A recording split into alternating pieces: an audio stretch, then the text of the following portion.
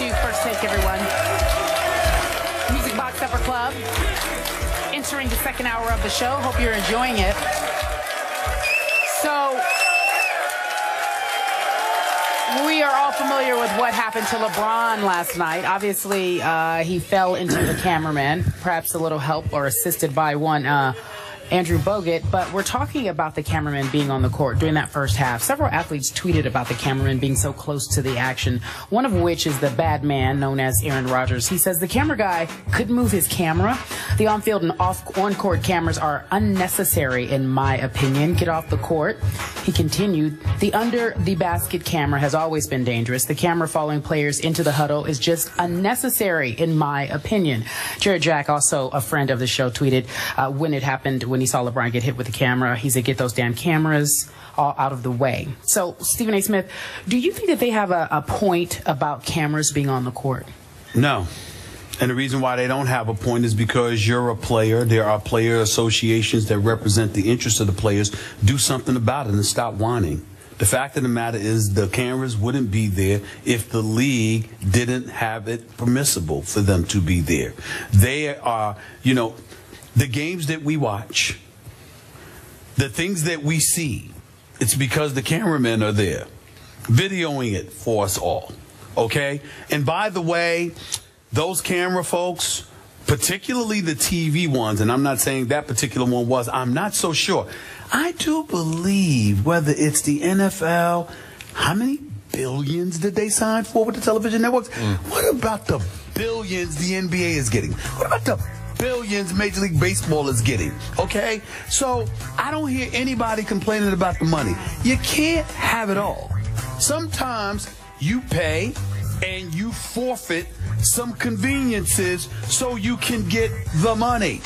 I don't hear the players complaining about the in excess of an average of $5 million, you know, in terms of the, you know, the average player salary in the league. I don't hear them complaining, certainly when they want to look into the camera to send a message. I don't hear about all of that stuff. Whether it's some tat on their body, whether it's some message they want to sit there and splatter for the world to see or whatever the case may be, they find ways to use these devices to their advantage. I'm not literally saying that they don't have a point. I'm saying your point is irrelevant because you have the power to do something about it, but you passed on it because you had other things that you wanted that you're benefiting from. This is the price of it. Period. Stop whining, stop moaning. You know, I'm quite sure if the cameras didn't catch, and you know how I love the bad man Aaron Rodgers, but if the cameras didn't catch him doing discount double check, he wouldn't have had the damn commercial. Okay? So don't sit there and utilize the camera for your purposes, but then whine about it the second something goes wrong. The real world doesn't work that way. You give, you take. That's big boy rules. Grow up and accept it. So you are telling, thank you, you are telling your man Aaron Rodgers to shut up on Twitter, right? Well, I'm not going to be disrespectful by using the word "shut up," but that's the thought. That's the thought. Yes. I am with you on this. I don't even care if these players, both in the NFL and the NBA, try to go through their players' associations to change this rule, move camera people back. I am completely with you. The reason these games are so great and so lucrative is that we feel like, this is why you and I argue about this, I would much rather watch the game on TV than watch it live because I can see so much more on TV. I agree with you. Okay. I just believe in being at the game because of who I talk to when I'm there. I got it. Not because of why I Well, as totally you say, agree sometimes you go back in the media room and watch it on TV because it's really the only way to watch a game. In fact, I don't, this is just me, I don't get people who go, especially to an NFL game in a 100,000 seat type stadium, and it's inclement weather, and it's hard to park, and you have to walk 6 miles from your car, and what are you doing? And then you're sitting up in the 99th row, and you can barely see, and you got to watch the game in binoculars. Just sit on your couch and take it all in. Well, every now and again, they want the experience. Well, Kerry, let me tell you something right now.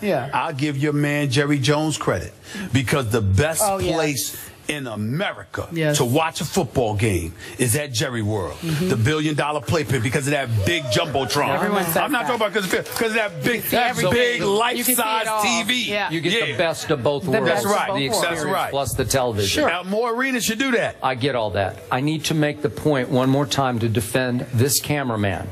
There is a restricted area. It's about 6 feet off the line, the out-of-bounds line. 6 feet is a pretty good distance.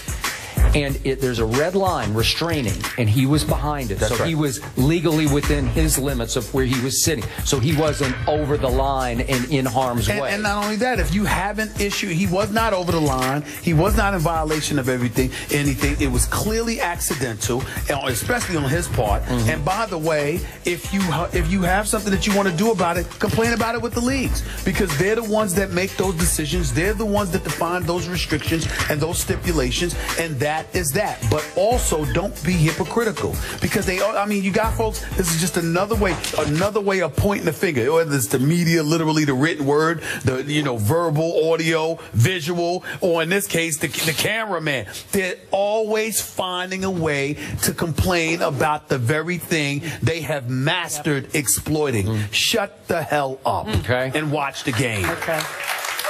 And appreciate the fact that you home watching the game, which is why you saw what you saw and why the ratings have been big time. You got it. Now, other point of order. We all remember the horrific and I thought tragic Paul George injury. That was a stanchion at an Olympic-style game that was in Las Vegas in an arena in which the NBA does not play. That's right. The stanchion was way too close to the out-of-bounds line. And we know what happened and what derailed his career for a while and their season last year. Yes. Okay, that was a whole different idea because that stanchion needed to be moved back. That's not an issue in the NBA. Good point, Skip. All right, let's leave it there, guys. When we come back, we're holding court. You guys get to talk to Skip and Stephen A. Who will be the lucky ones? Carrie's Court, back in a moment. First take on the road, folks, in Cleveland.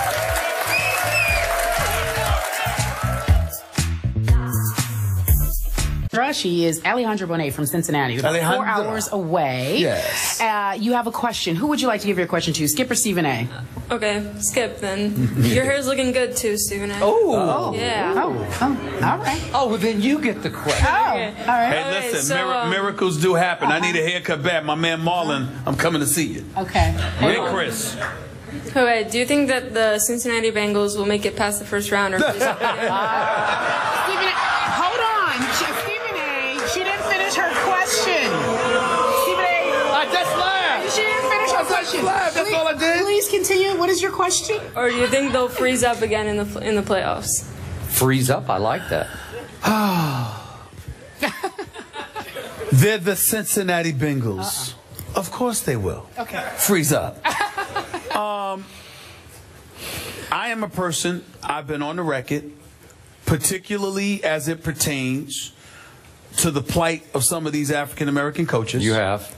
I am on the record, however, saying that Marvin Lewis should have been gone a long time ago. Marvin Lewis, I mean no disrespect. I'm sure he knows the game of football. I'm sure he's had to deal with a lot. But to go 12 years without one single playoff victory, that is supporting mediocrity. And the only franchise I've ever seen do that are the Dallas Cowboys. So I really don't understand why the Cincinnati Bengals continue to keep this man and don't try something new. I don't anticipate that the Cincinnati Bengals are going to make any noise in the postseason because they always find a way to lose once they get there. This year will be no different, and that will be that. Of course they'll freeze up. Of course they'll freeze up. First of all, you use this question to take a gratuitous shot at my Dallas Cowboys, and I do not appreciate it because they should have won 2 playoff games. Because that was a catch. It was a catch. It was a catch. Thank you. It was a catch. You know it. I know it. They all know it. I told you it was a catch. Yeah. I told you it was a catch, but I told you an accident waiting to happen. Something would get in the way. I told you that's the Cowboys, and that's what happened. So back to the question. Yes. And I do appreciate your stance on Marvin Lewis. I'm with you on that. I have a feeling with you're a Steelers fan, they're on the rise. I think they're going to be a factor this year. I know you guys hanging with your brownies. I get it. The defense is playoff worthy, not sure about the offense. But this might be the year that Cincinnati doesn't even make the playoffs. I just have a feeling. I just have. They get in their own way. Yep. They don't prioritize winning the way that they should. And their coach exemplifies that because there has been no progress in recent memory. They're a playoff team, but that's all they are. And they don't even win in the postseason. It's inexcusable. Alejandro, thank you for your question. Yeah, thank you. We are done with Carrie's Court, but when we come back, we're talking about Game 4. LeBron James' performance. We're handing out grades, letter grades, A through F. What do you think?